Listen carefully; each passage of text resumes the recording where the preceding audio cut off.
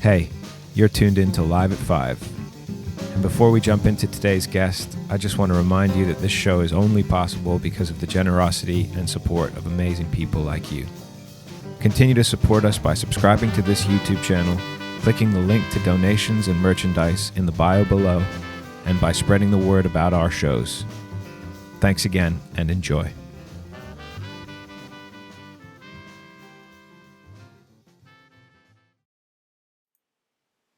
Hey there, and welcome to Live at 5.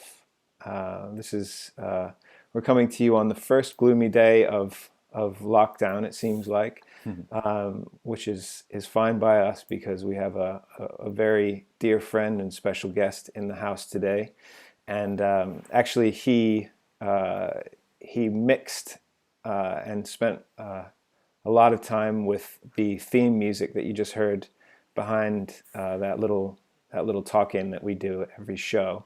And he actually mixed the whole of the new Smitty's record that hopefully will be out this July. You know, we've had to kind of rejig things. But anyway, before we meet him, we are also joined by our steadfast and computer whiz producer, Darcy O'Connor in Clapton. How are you, Darce? I'm doing well, Giacomo. How are you, mate? I'm really good. I did something that made me feel so free today. What was I that? just want to tell you about it. I ate a pizza out. I went out and had takeout pizza. Wow, amazing. Yeah. Where? In Blackheath. I ordered a whole pizza and we just ate it on the street. We felt so alive. We felt like we were just breaking all the rules, you know. Eating pizza out of a box on the street, you know, it's just like totally non-essential, and I wouldn't advise it to anyone, but it did feel good. We have our first track today is one that we recorded at Cafe Lena in Saratoga Springs, New York, which is my hometown. And it was recorded and mixed by Joel Moss, who is our special guest today, Cat's Out of the Bag. But before we introduce Joel, we're going to listen in. This is New Orleans Bump by Jelly Roll Morton. 2, 1, 2.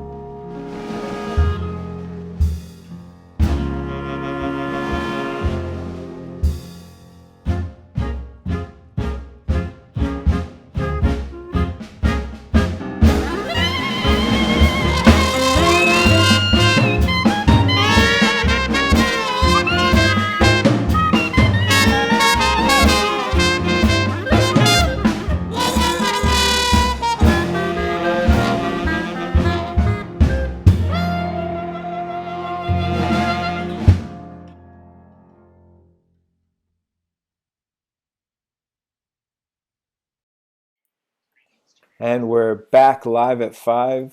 That was New Orleans Bump by Jelly Roll Morton, and you were listening to Kansas Smitty's. Pete Horsfall was on trumpet, Alec Harper on tenor sax, Will Cleesby on drums, Ferg Ireland on bass, Joe Webb on piano, just barely, and myself playing clarinet. And that whole thing came about through our special guest who you're about to meet.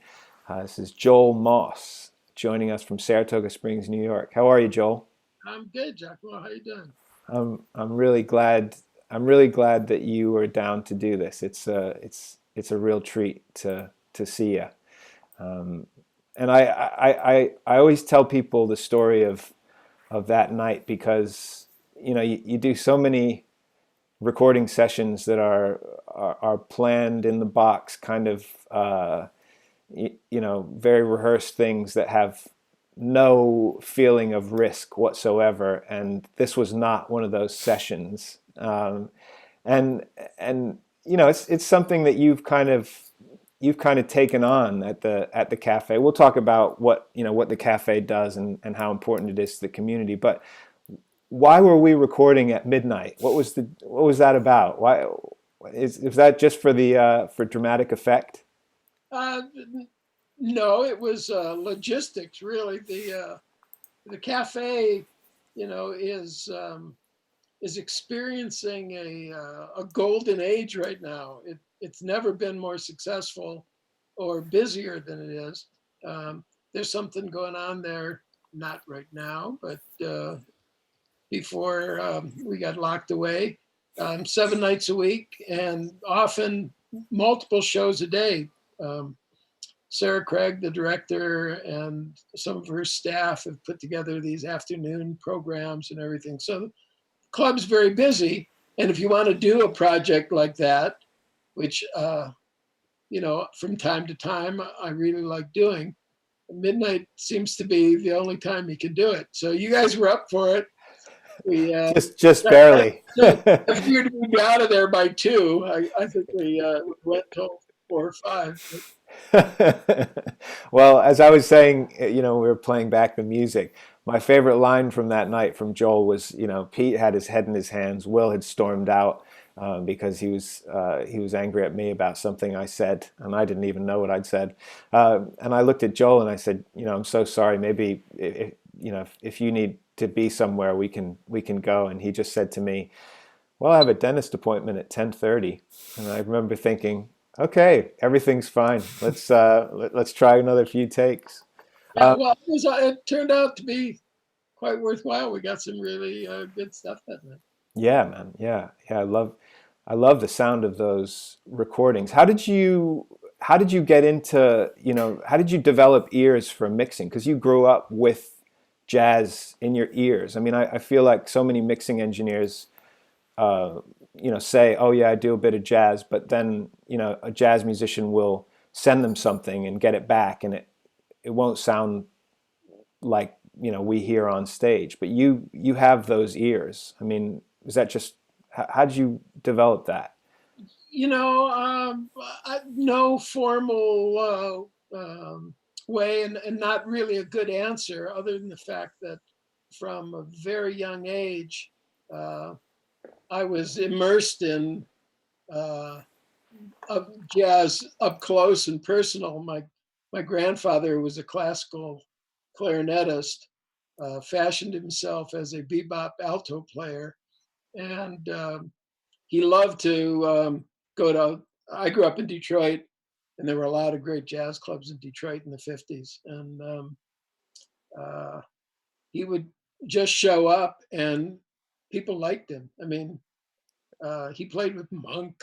I mean, Jeez. he had no reservations about stepping up on stage, and he wasn't particularly very good as an alto player. He was a brilliant clarinet player, but Right. and he would drag me along when I was a kid, and I'd stand off to the side and hear how that music sounded, basically from the point of view of the musicians, and Right. don't So get in that my head. that carried over.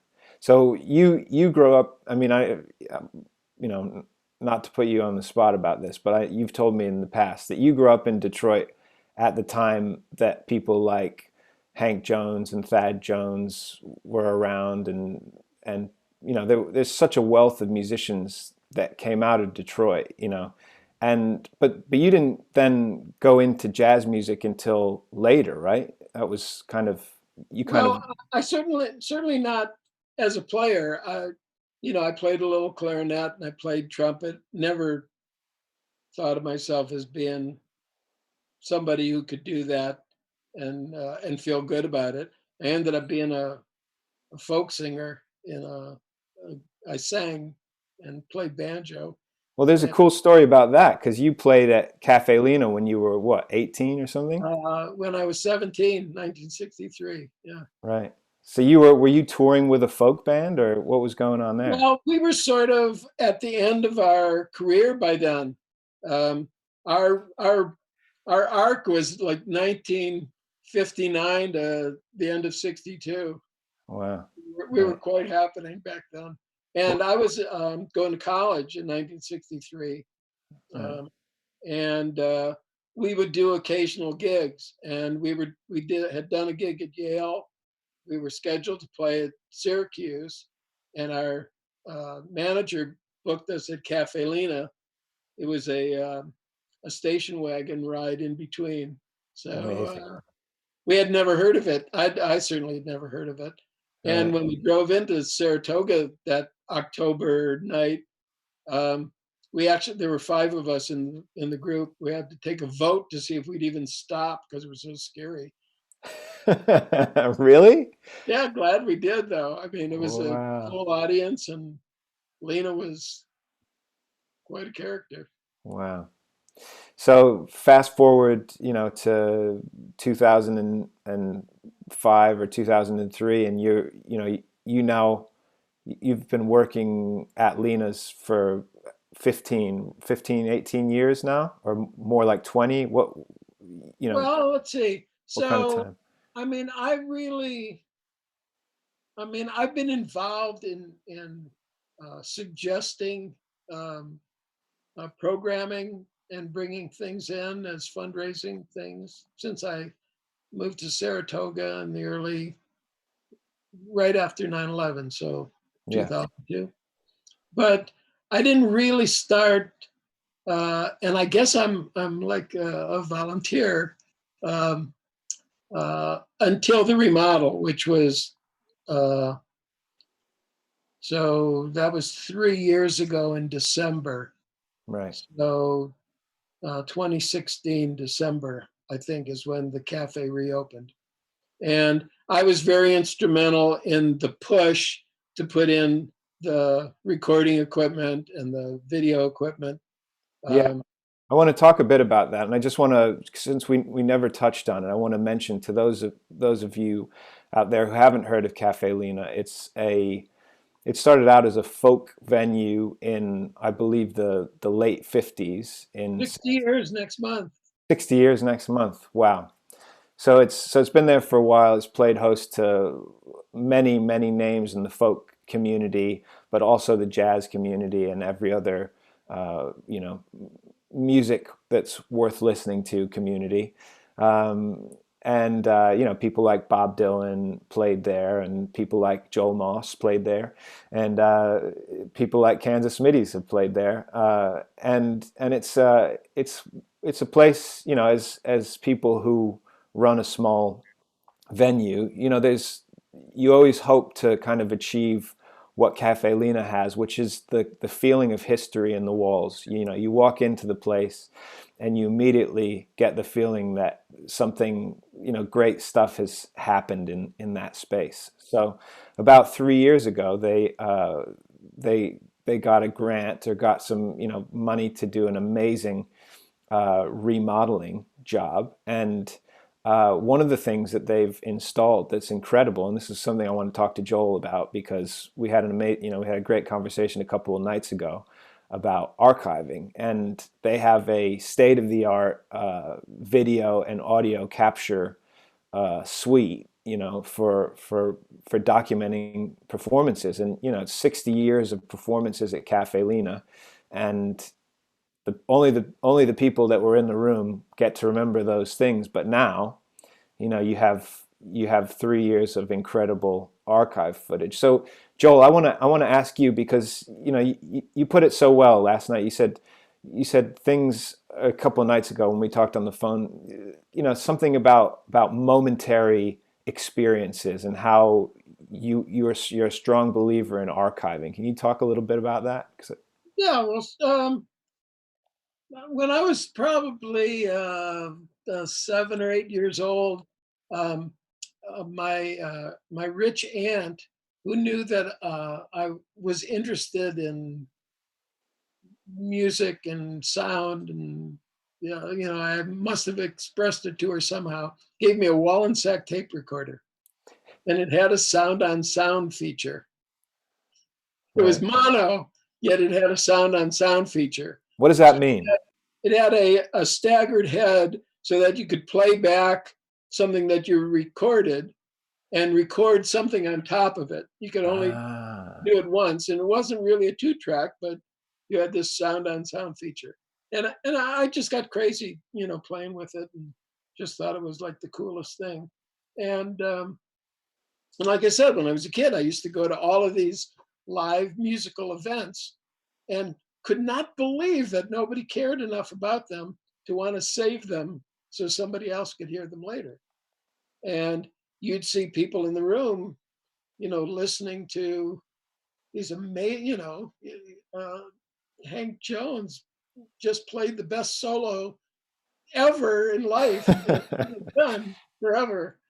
yeah. And so it's always been something that's been, forefront in my mind.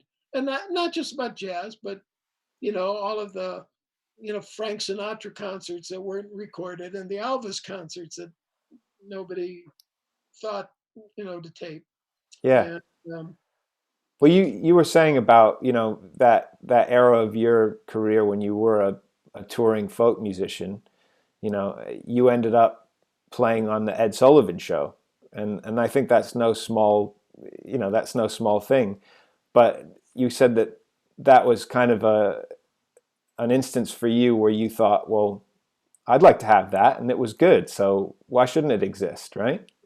exactly. And then, but when you think back to early television, um, uh, nobody ever thought that who's ever going to want to see this twice.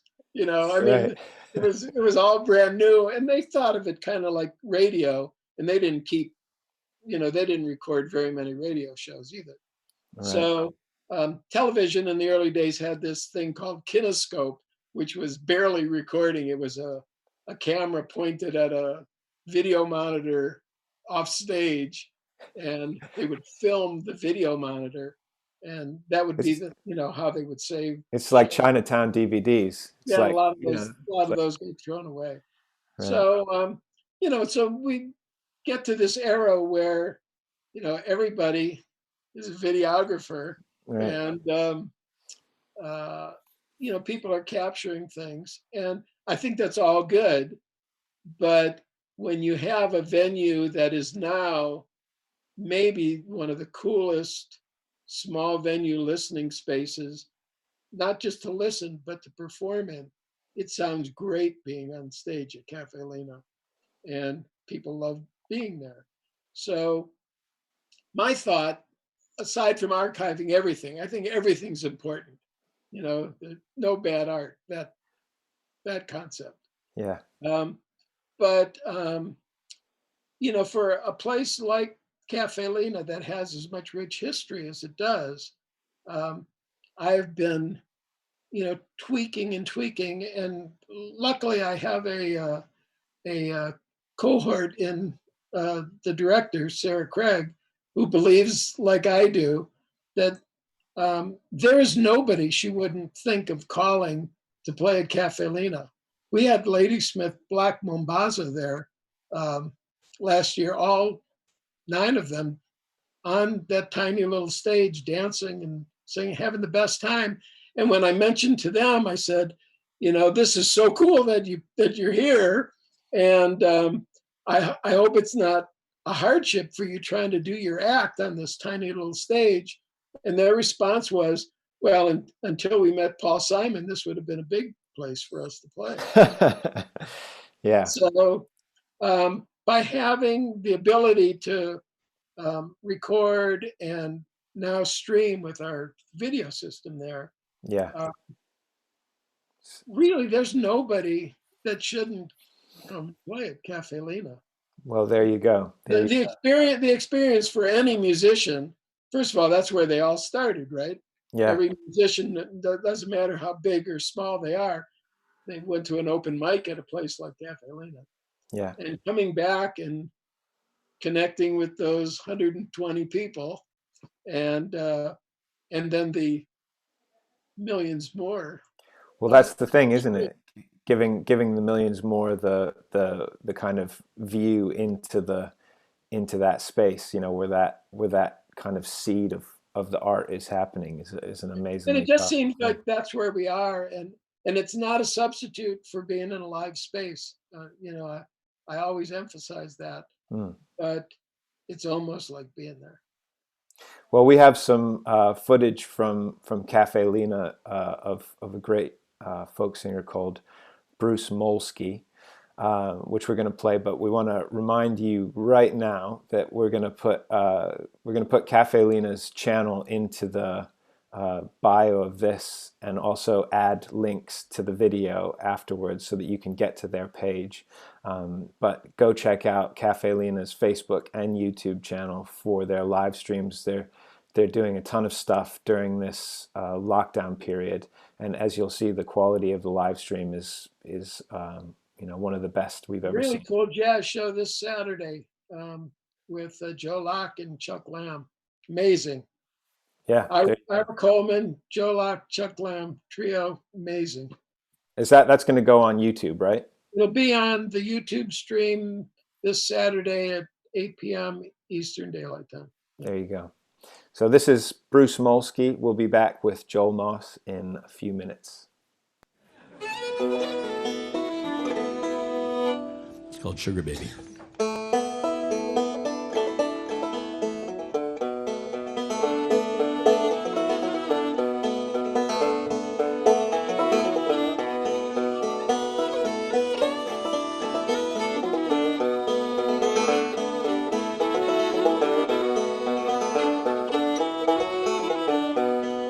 Ain't got no use for your red rocking chair. Got no sugar baby now. Got no sugar honey baby now.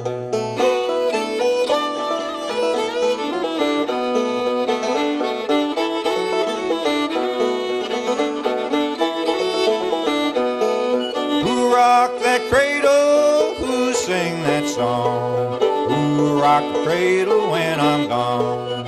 Who rock the cradle when I'm gone?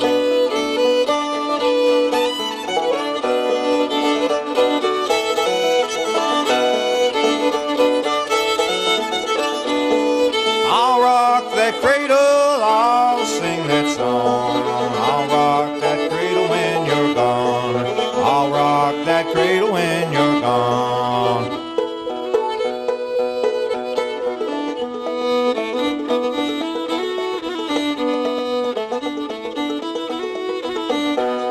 It's all I can do and it's all I can say. Bring it to your mama next payday. Wanna bring it to your mama next payday.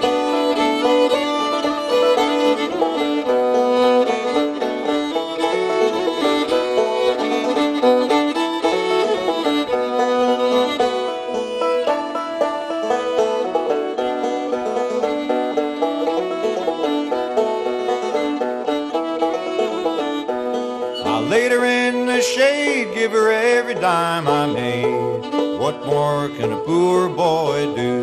What more can a poor boy do?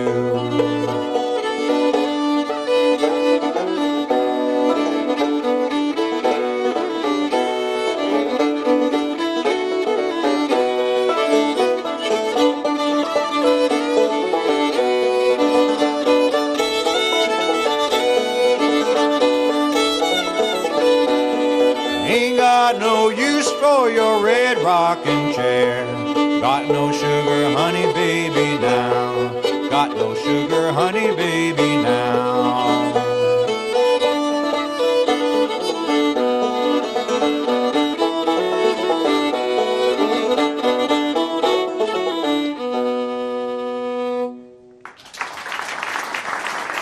Thank you.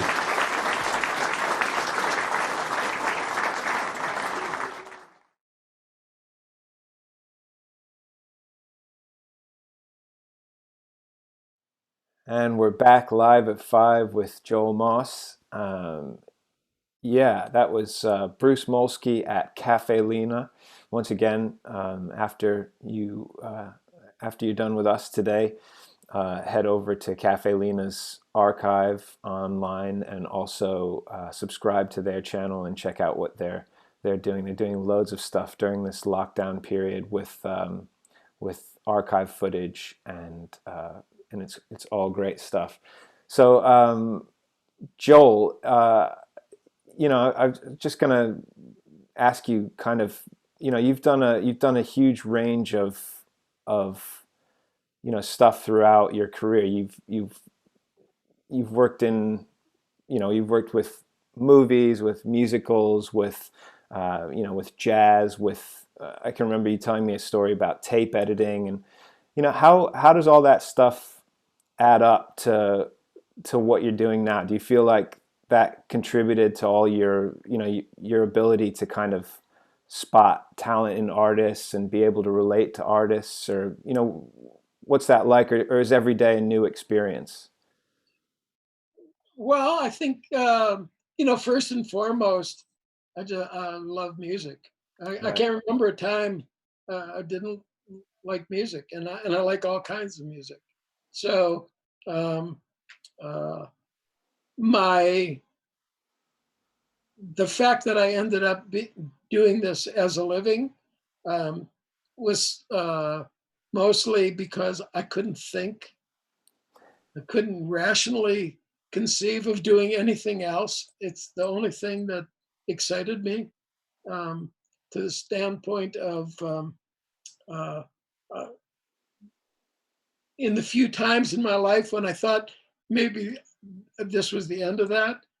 Um, that's probably the only time I can remember ever being depressed. I'm not a very down sort of human, Yeah. and um, uh, so I didn't ever have a plan. I didn't uh, really train to do anything. I became an engineer by default. I was in a studio, and an engineer got sick, and he went home, and I didn't want to stop. So I sort of figured some things out. I kind of liked it, kept coming back and doing it, and Where got was that? Is it that was at a studio called Hollywood Sound, run by an English guy. See, his name was was Ben Davis, and his son was um, Robert, and they were English. Ben was an ex we EMI we probably executive. know them. I'm sure they're both dead. Uh, and that was like early on, like 1971. Right. And tiny, tiny little studio in a side street in Hollywood. And but because the father was an ex EMI exec, he was really connected. And the original demo for Whole Lot of Love was done in that studio, not by me, but it was No done in way. that studio. And there were just crazy amounts of things being done there. I met and worked with Little Richard for a year and a half because they knew him and they talked him into coming and working there. That's And amazing.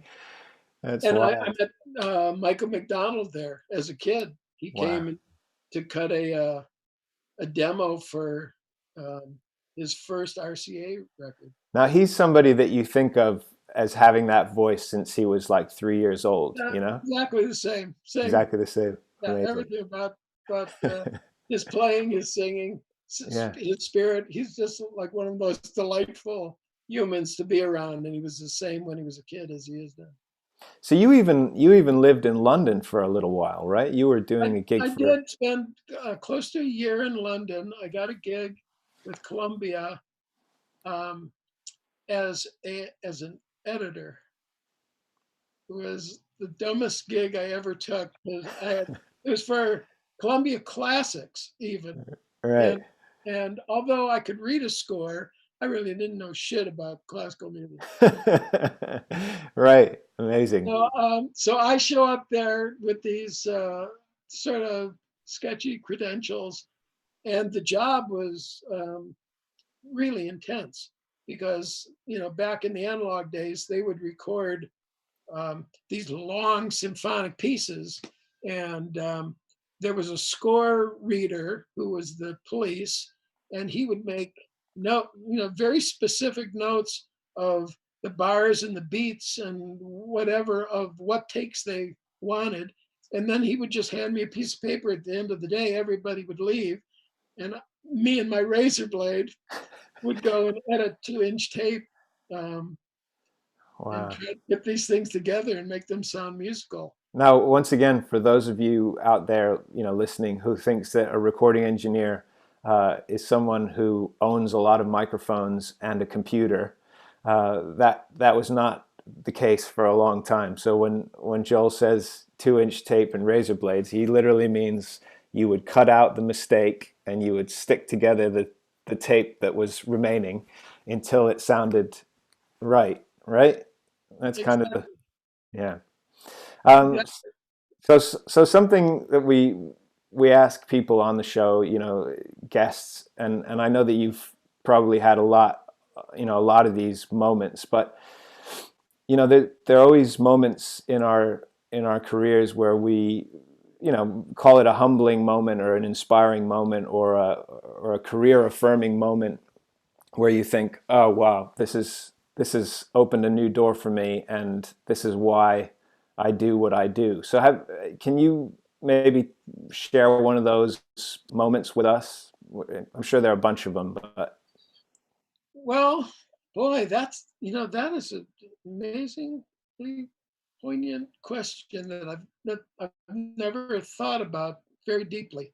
Um, uh, you would think that it would have to do with celebrity or something, but I've never been very much impressed by celebrity. Um, yeah. uh, I got really squirrely when I met George Martin. Uh, I couldn't think of anything to say to him, Wow. and he was so disarming that he made it really easy after that. But I knew I was going to meet him this one day, because when I was working at Paramount and the record plant, we got sold to Chrysalis Records, and George Martin was the head of facilities. And so he just showed up one day. He was literally my boss. He just showed up one day, and I knew he was coming, and I had nothing to say. A missed opportunity. But Wow. but a defining moment, I think my best friend for years was a brilliant uh, dilettante named Miles Goodman, and Miles was an intellectual who just many things that other people work hard at were second nature to him. And he went, he studied to be an Elizabethan dramatic director. And Great. he ended up being a film scoring genius. Right. Um, but and we worked together for 25 years. He died very young, and we worked together for 25 years. But his cousin was Johnny Mandel, who Wow. thankfully still with us. And uh, and I knew the name Johnny Mandel, but I didn't really know anything about Johnny Mandel. When Miles took me to meet him one day, and Miles was going to orchestrate a film that Johnny was doing.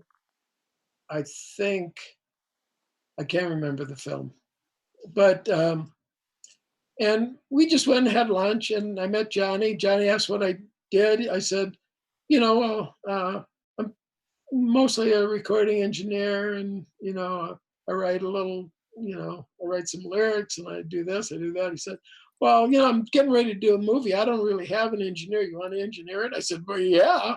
And not a clue what that even meant. And I ended up working with Johnny for 20 years. Wow.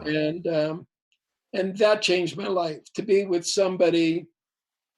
I mean, he is a bona fide genius. Wow.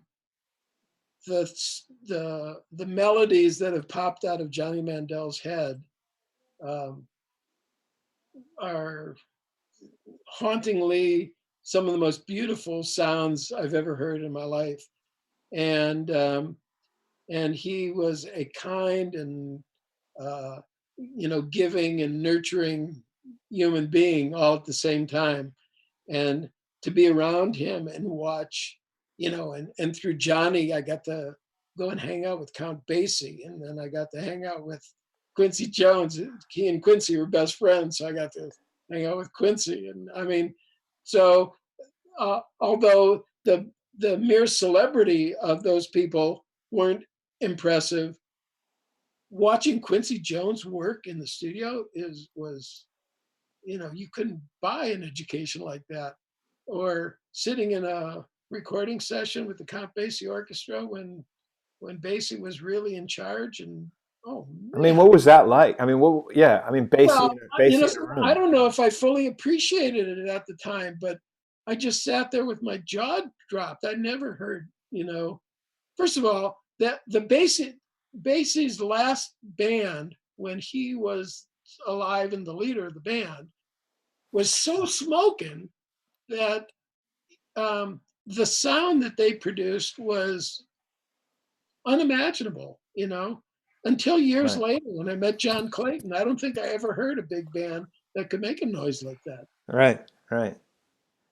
That's wild. Yeah. No, it's amazing to hear you talk about that stuff, because, I can remember, hanging out with a good friend of mine in Boston who said, "Oh yeah, I saw Coltrane in, because after the fact, these people become titans, right? And they stop being people, and you recognize them as these kind of deities." And he said, "Yeah, I saw Coltrane in 1964 in Boston." I said, "Oh my God, you're kidding! You saw him in '64, because that's the year. You want to talk about a year." And I said, "What was it like?" Because I was expecting him to say that he'd had a religious experience and that he'd, renounced all of his, worldly wealth and gone to live, in the desert and meditated for. He said, "Well, some of the songs were fast and some of the songs were slow, and they played for a very long time. It must have been an hour and a half." And I'm thinking, why were you there and I wasn't there, But it's cool to be able to be in those rooms and dig it, I guess. That's the thing. So anyway, we'll jump into another piece of music, which is another thing that Joel recorded of us at Cafe Lena. This is a Jelly Roll Morton composition called "The Pearls," and I like that one. yeah, that's a good one. He said, "Do you know the story of this piece?" I don't. So he was living in Tijuana, right? And he used to hang out, and I love this because obviously the Smitty's connection is a good one. He was hanging out in a bar in Tijuana called the Kansas City Bar, right? And he was hanging out, and he liked this waitress, and so he wrote her a song called "The Pearls" that was supposed to resemble a necklace of pearls. And being the kind of individual that he was, he couldn't just leave it at being a nice dedication. He said it was the most difficult piece of jazz piano ever written, and he'd very much doubt that anyone else besides him could play it. So we try to prove him wrong. This is the Pearls. You're listening to Live at 5, and our guest today is Joel Moss. 2, 1, 2.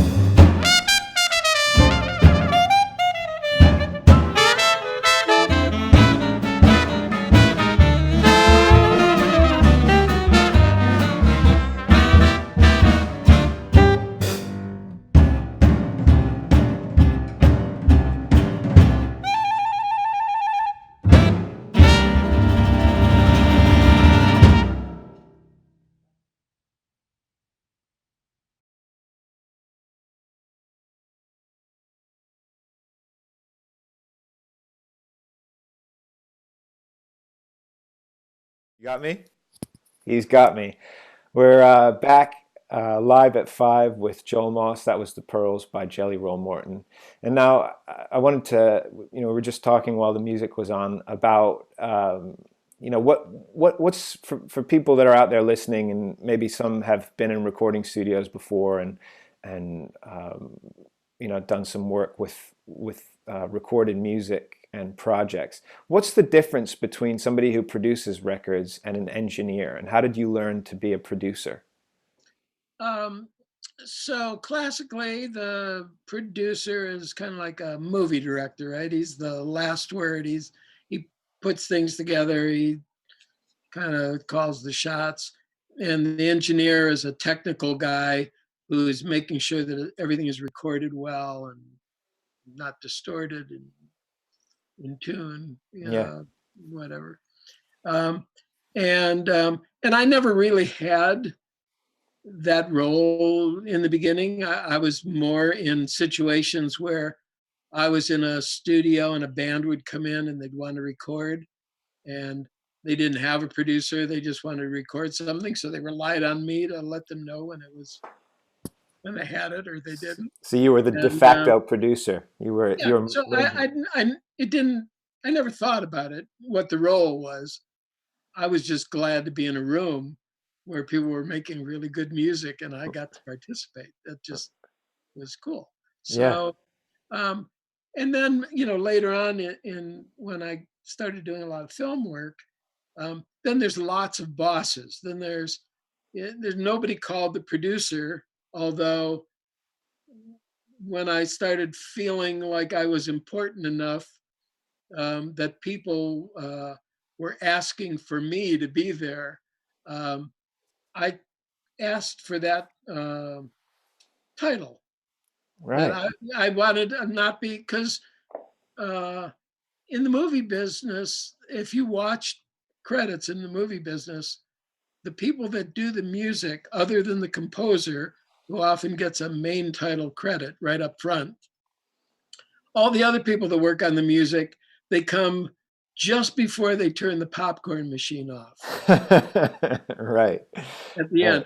And that's about unions getting in line. The guy who drives the honey wagon to the toilet gets a way better credit than the music people. Right. Right. Much stronger union. Yeah.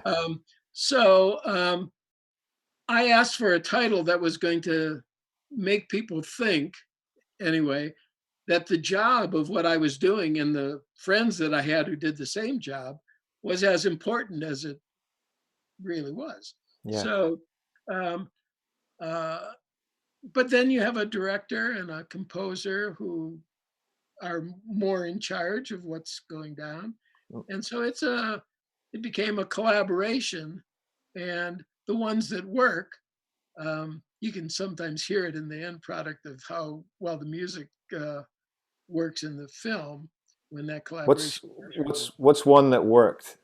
Tell us a movie to go watch and look for your name. well. So I did uh, probably 75 movies with Maurice Jarre, Okay. and Maurice was a factory. Um, he had lots of uh, co-writers, shall we say. Yeah. He would write these themes, and then because he'd be working on multiple projects all at the same time. And um, uh, let me think. Um, Fatal Attraction, which is just like six of us in the room. It's a very synthesized score, but that was the most collaborative, scary uh, film score I ever worked on, because everything about that movie was us being connected to Glenn Close scaring the shit out of us. And it was collaborative start to finish. All the players had a say in the sounds and the things that were created. So that was really cool. Um, and then a movie that probably nobody saw, that my friend Miles Goodman um, composed, was called Real Men. I recommend it to everybody. Okay. All right. It will make you smile for a long time. It's Jim Belushi Oh, as, a, great. as, an, Already sold. as an undercover agent, but the score that Miles created, he was a comedic genius, Miles Goodman. He wrote the score for What About Bob, which is one of the best scores, and for Dirty Rotten Scoundrels. Oh, great. There you Scores. go. But Real Men, he just got totally goofy. And he had a real good friend of ours, Bruce Roberts, who is one of the top songwriters of the last 40 years, sing a soprano a diva part over this crazy music. It's just hard to explain. You must watch Well, Real Men. Real Men. It's Yeah. going on the lockdown list for sure, for sure. And yeah, I just in terms of the producing discussion, I noticed when we worked together that you have to have people skills. You have to know how to tell people to do another take without making them feel that the last one sucked, and you have to know when to move on, and you have an amazing skill for being able to communicate with musicians, and well, that works out best when the musicians are of high caliber, and I don't say that lightly. That really good musicians hardly ever fool themselves, and they know when they've nailed it and when they haven't, and even when they're tired and don't want to do another take, they certainly don't want to leave something undone yeah, for anybody to hear. So yeah. Well, that's amazing stuff. We have a record of the day, which is not one that you worked on, but I bet it's of somebody that you know, because whenever I mention names to you, without fail, you always admit, when I told you about the Dixie Hummingbirds, and Joe was like, oh yeah, I worked with them one time. I was like, well, amazing. There you go. But our record of the day is a new release from Nagel Hire Records, newish, 2019, but it's from the 60s, by Solomon Burke. You know Solomon Burke? Yeah, sure, yeah. So this one's called Supposed to Be, and I think it's just there. It's I mean the big tune is Cry to Me. It's amazing. But yeah, check that one out, and check out Real Men. We have that as a recommendation, but subscribe to this YouTube channel. Go listen to Cafe Lena's live streams. And thank you so much for tuning in. Thank you, Joel, for being our guest on the show. It's always This was a lot of fun. It's great to see you. Yeah, amazing to see you, man, and amazing, always inspiring and fun to chat music with you. Maybe we'll do it again if we're locked down for longer. Looks like we have time. Great. Okay, thanks from us. Thanks. All right. See you, everybody. See you tomorrow. Thank you so much. Bye-bye.